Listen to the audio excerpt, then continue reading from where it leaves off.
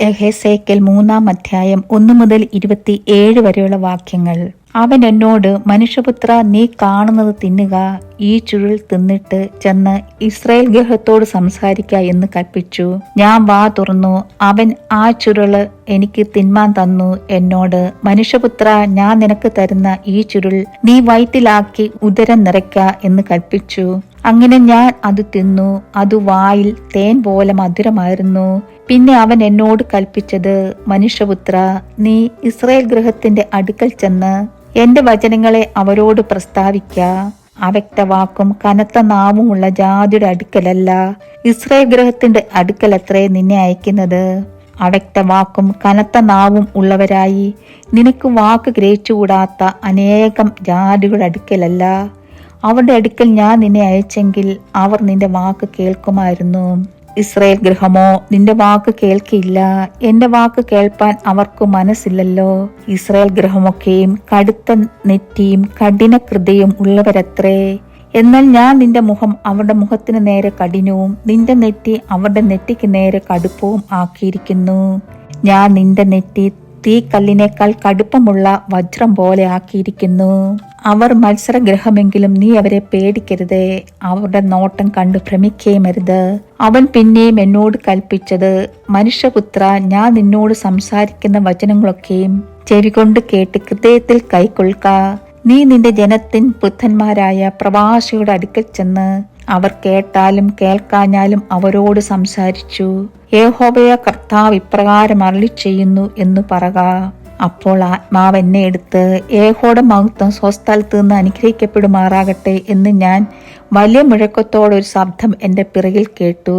ജീവിയുടെ ചിറക് തമ്മിൽ തട്ടുന്ന ഒച്ചയും അവയുടെ അരികെയുള്ള ചക്രങ്ങളുടെ ഇരച്ചിലും വലിയ മുഴക്കമുള്ള ഒരു ശബ്ദവും ഞാൻ കേട്ടു. ആത്മാവ് എന്നെ എടുത്തുകൊണ്ട് പോയി. ഞാൻ വ്യസനത്തോടും മനസ്സിന്റെ ഉഷ്ണത്തോടും കൂടെ പോയി.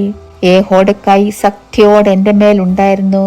അങ്ങനെ ഞാൻ കെബാർ നദി തീരത്ത് പാർത്ത് തേൽ ആബീബിലെ പ്രവാസികളുടെ അടുക്കൽ അവർ പാർത്തടുത്ത് തന്നെ എത്തി. അവരുടെ മധ്യേ 7 ദിവസം സ്തംഭിച്ചുകൊണ്ട് പാർത്തു. 7 ദിവസം കഴിഞ്ഞിട്ട് യഹോവയുടെ അരുളപ്പാട് എനിക്കുണ്ടായത് എന്തെന്നാൽ, മനുഷ്യപുത്ര, ഞാൻ നിന്നെ ഇസ്രായേൽ ഗൃഹത്തിന് കാവൽക്കാരനാക്കിയിരിക്കുന്നു. നീ എന്റെ വായിൽ നിന്ന് വചനം കേട്ട് എന്റെ നാമത്തിൽ അവരെ പ്രമോദിപ്പിക്കണം. ഞാൻ ദുഷ്ടനോട് നീ മരിക്കുമെന്ന് കൽപ്പിക്കുമ്പോൾ നീ അവനെ ഓർമ്മിപ്പിക്കുകയോ? ദുഷ്ടനെ ജീവനോട് രക്ഷിക്കേണ്ടതിന് അവൻ തന്റെ ദുർമാർഗം വിടുവാൻ അവനെ ഓർപ്പിച്ചുകൊണ്ടും ഒന്നും പറയുകയോ ചെയ്യാഞ്ഞാൽ ദുഷ്ടൻ തന്റെ അകൃത്യത്തിൽ മരിക്കും. അവന്റെ രക്തമോ ഞാൻ നിന്നോട് ചോദിക്കും. എന്നാൽ നീ ദുഷ്ടനെ ഓർപ്പിച്ചിട്ടും അവൻ തന്റെ ദുഷ്ടതയും ദുർമാർഗവും വിട്ടു തിരിയുന്നില്ലെങ്കിൽ അവൻ തന്റെ അകൃത്യത്തിൽ മരിക്കും. നീയോ നിന്റെ പ്രാണനെ രക്ഷിച്ചിരിക്കുന്നു. അഥവാ നീതിമാൻ തന്റെ നീതി വിട്ടുമാറി നീതികേട് പ്രവർത്തിച്ചിട്ട് ഞാൻ അവന്റെ മുമ്പിൽ ഇടച്ച വെക്കുന്നുവെങ്കിൽ അവൻ മരിക്കും. നീ അവനെ ഓർമ്മിപ്പിക്കാകൊണ്ട് അവൻ തന്റെ പാപത്തിൽ മരിക്കും. അവൻ ചെയ്ത നീതി അവന് കണക്കിടുകയില്ല. അവന്റെ രക്തമോ ഞാൻ നിന്നോട് ചോദിക്കും. എന്നാൽ നീതിമാൻ പാപം ചെയ്യാതിരിക്കേണ്ടതിന് നീ നീതിമാനെ ഓർപ്പിച്ചിട്ടും അവൻ പാപം ചെയ്യാതെ ഇരുന്നാൽ അവൻ പ്രമോദനം കൈക്കൊണ്ടിരിക്കാൽ അവൻ ജീവിക്കും. നീയും നിന്റെ പ്രാണനെ രക്ഷിച്ചിരിക്കുന്നു. യഹോവയുടെ കൈ അവിടെ പിന്നെയും എന്റെ മേൽ വന്നു. അവൻ എന്നോട്, നീ എഴുന്നേറ്റ് സമഭൂമിയിലേക്ക് പോക, അവിടെ വെച്ച് ഞാൻ നിന്നോട് സംസാരിക്കൂ എന്ന് കൽപ്പിച്ചു. അങ്ങനെ ഞാൻ എഴുന്നേറ്റ് സമഭൂമിയിലേക്ക് പോയി. ഞാൻ കെബാർ നദീ തീരത്ത് കണ്ട മഹത്വം പോലെ അവിടെ യഹോവയുടെ മഹത്വം നിൽക്കുന്നത് കണ്ടു. ഞാൻ കവിണ്ണു വീണു. അപ്പോൾ ആത്മാവ് എന്നിൽ വന്ന് എന്നെ നിവർന്നു നിൽക്കുമാറാക്കി എന്നോട് സംസാരിച്ചു, നീ ചെന്ന് നിന്റെ വീടിനകത്ത് കതകടച്ച് പാർക്കുക. എന്നാൽ മനുഷ്യപുത്ര, നിനക്ക് അവരുടെ ഇടയിൽ പെരുമാറുവാൻ കഴിയാത്തവണ്ണം അവർ നിന്നെ കയറുകൊണ്ട് കെട്ടും. നീ ഊമനായി അവർക്ക് ശാസനയാകാതിരിക്കേണ്ടതിന് ഞാൻ നിന്റെ നാവിനെ നിന്റെ അണ്ണാക്കോട് പറ്റുമാറാക്കും.